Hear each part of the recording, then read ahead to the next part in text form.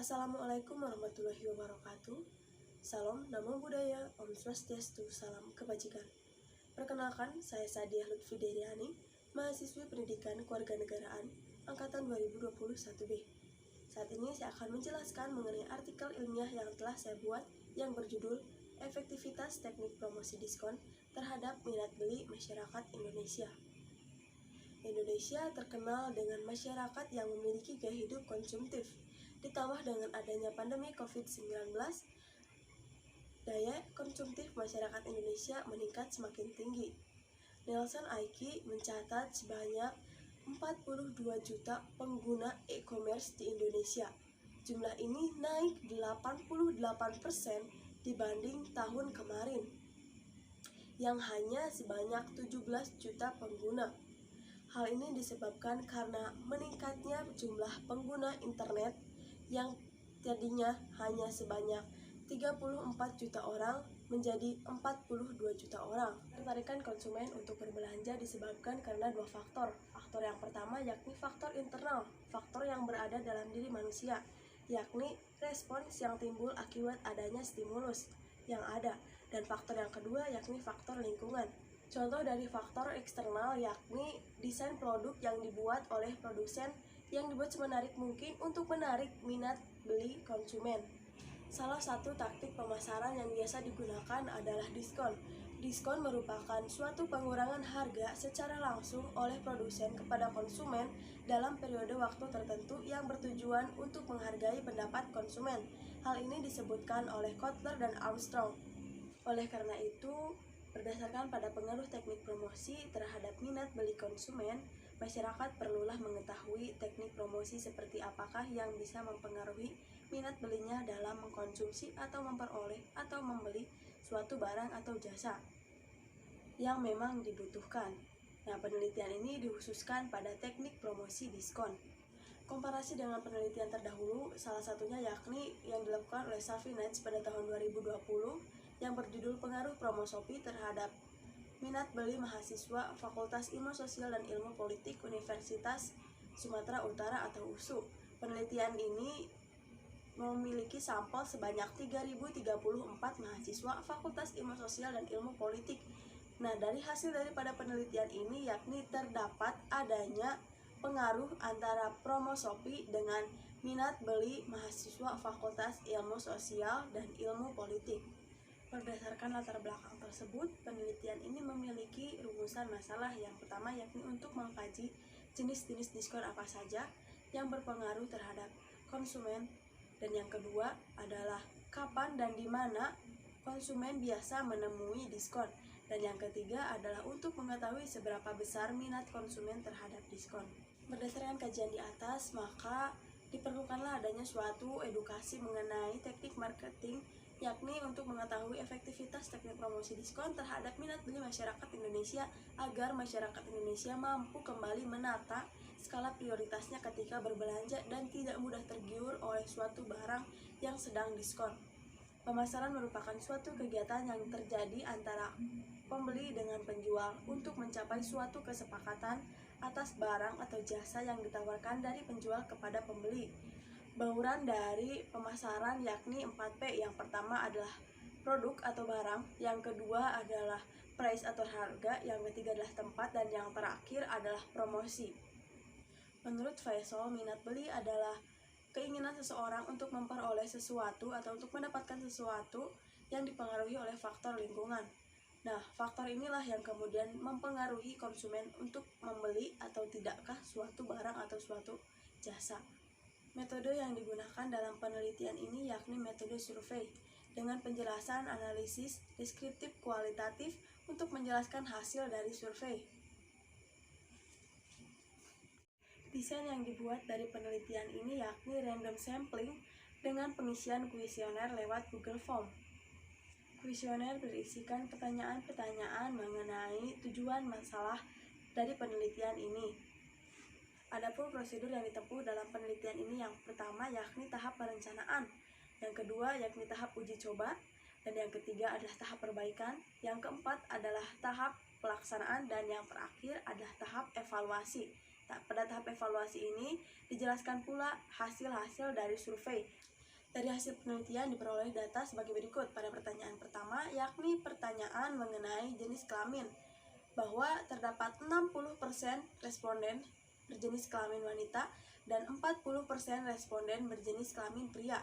Hal ini membuktikan bahwa wanita lebih mendominasi daripada pria. Dan pada pertanyaan yang kedua, yakni mengenai rentang usia para responden. Peneliti membagi rentang usia menjadi 4 rentang. Rentang usia yang pertama yakni rentang usia 11 hingga 20 tahun, rentang usia yang kedua yakni 21 hingga 30 tahun, rentang usia yang ketiga yakni 31 hingga 40 tahun, dan rentang usia yang terakhir yakni 41 hingga 50 tahun. Diperoleh data bahwa yang mendominasi adalah anak muda, yakni antara usia 11 hingga 20 tahun dengan jumlah perolehan sebanyak 42,5%. Pada pertanyaan pertama, sejalan dengan penelitian yang dilakukan oleh Hook and Rock, yakni wanita cenderung lebih suka berbelanja daripada pria. Dan pada pertanyaan yang kedua, yakni mengenai rentang usia, penelitian yang dilakukan oleh Maranta menyatakan bahwa anak-anak muda sebelum usia 20 tahun cenderung ikut-ikutan tren, sehingga banyak sekali barang atau produk yang dibelinya karena hanya sebatas ikut-ikutan tren. Pada pertanyaan selanjutnya, yakni pertanyaan nomor 3, peneliti menanyakan mengenai apakah responden suka berbelanja. Dari pertanyaan tersebut diperoleh hasil sebagai berikut, yakni sebanyak 5% menyatakan tidak suka, sebanyak 10% menyatakan kurang suka, sebanyak 30% menyatakan suka, sebanyak 12,5% menyatakan cukup suka, dan sebanyak 42,5% menyatakan sangat suka terhadap berbelanja. Pada pertanyaan selanjutnya, yakni mengenai frekuensi berbelanja yang dilakukan oleh para responden. Peneliti menggolongkan angka 1 hingga angka 5 sebagai skala perhitungan. Angka 1 menunjukkan angka tidak pernah, dan angka yang kelima menyatakan sangat sering. Diperoleh sebagai berikut. Pada angka 1 atau angka tidak pernah didapat hasil 0%. Pada angka yang kedua diperoleh hasil sebanyak 15%. Pada angka yang ketiga diperoleh hasil sebanyak 35%. Pada angka yang keempat diperoleh hasil sebanyak 25%, dan pada data yang terakhir yakni angka kelima diperoleh sebanyak 25%. Pada pertanyaan selanjutnya, yakni pertanyaan mengenai apakah responden pernah menunggu harga barang diskon terlebih dahulu sebelum membeli. Nah, peneliti menggolongkan kembali skala 1 hingga 5, yakni diperoleh hasil data sebagai berikut. Sebanyak 15% menyatakan tidak pernah, sebanyak 12,5% menyatakan cukup, dan sebanyak 30% menyatakan terkadang, sebanyak 22,5% menyatakan lumayan, sebanyak 30% menyatakan sering. Pertanyaan ketiga hingga pertanyaan keenam ditujukan untuk menjawab rumusan masalah mengenai apakah diskon menarik bagi para responden, dan diperoleh hasil sebagaimana tadi telah dijelaskan oleh saya. Pada pertanyaan selanjutnya, yakni pertanyaan mengenai tempat-tempat yang biasa dijumpai adanya diskon oleh para responden. Peneliti membantu responden untuk mempermudah jawabannya dengan menambahkan tambahan tempat, yakni yang pertama ada mall, yang kedua ada swalayan dan minimarket, yang ketiga ada toko dan kafe, yang keempat ada online shop. Sisanya responden mengisi jawaban sendiri. Dari hasil penelitian ditemukan data sebagai berikut, yakni sebanyak 37,5% mengisi mall, sebanyak 52,5% mengisi swalayan dan minimarket, sebanyak 12,5% mengisi kafe dan toko, sebanyak 70% mengisi online shop, dan terdapat pasar minggu sebanyak 2,5%, juga black market sebanyak 2,5%. Dari hasil data tersebut bisa disimpulkan bahwa tempat-tempat yang biasa dijumpai diskon merupakan tempat-tempat pusat perbelanjaan atau tempat-tempat di mana banyak manusia yang beraktivitas di sana. Misalnya di mall, kita tidak hanya untuk berbelanja, namun ada juga tempat bioskop, tempat bermain, dan semua tempat itu biasa dijumpai diskon. Pertanyaan selanjutnya yakni mengenai waktu-waktu di mana sering dijumpai diskon.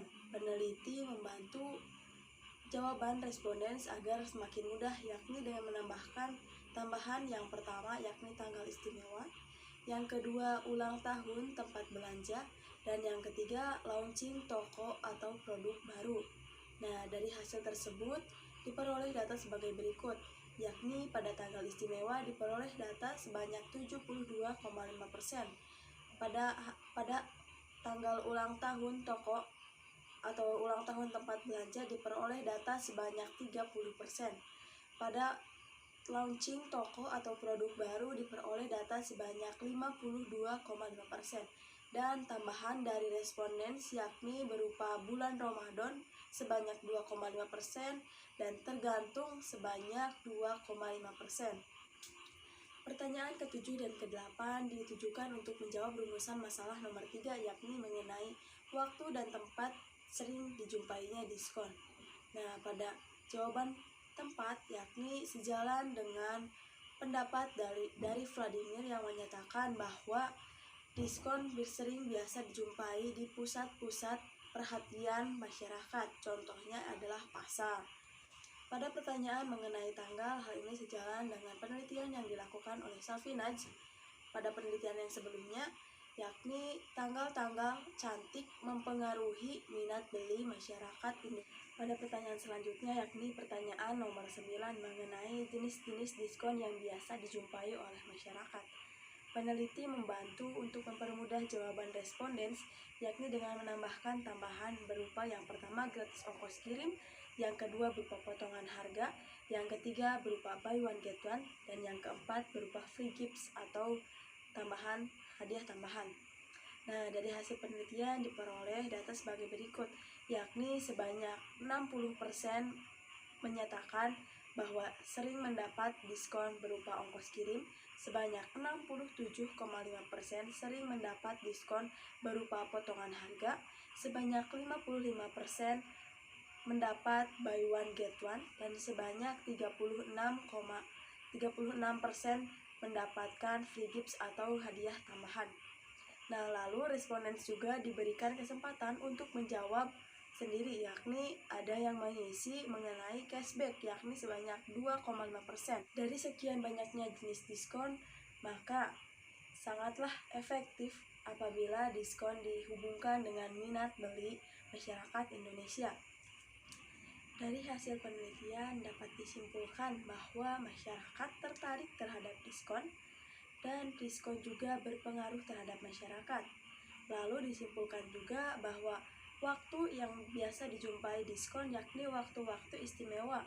Dan yang kedua yakni mengenai tempat yang biasa dijumpai diskon yakni tempat-tempat yang merupakan pusat perhatian masyarakat. Dan kesimpulan yang ketiga yakni mengenai jenis-jenis diskon yang biasa dijumpai, diantaranya yakni gratis ongkos kirim, buy one get one, dan free gifts. Nah, sehingga dapat ditarik kesimpulan bahwa diskon efektif untuk menarik minat beli masyarakat Indonesia. Sekian presentasi dari saya, semoga bermanfaat. Wassalamualaikum warahmatullahi wabarakatuh.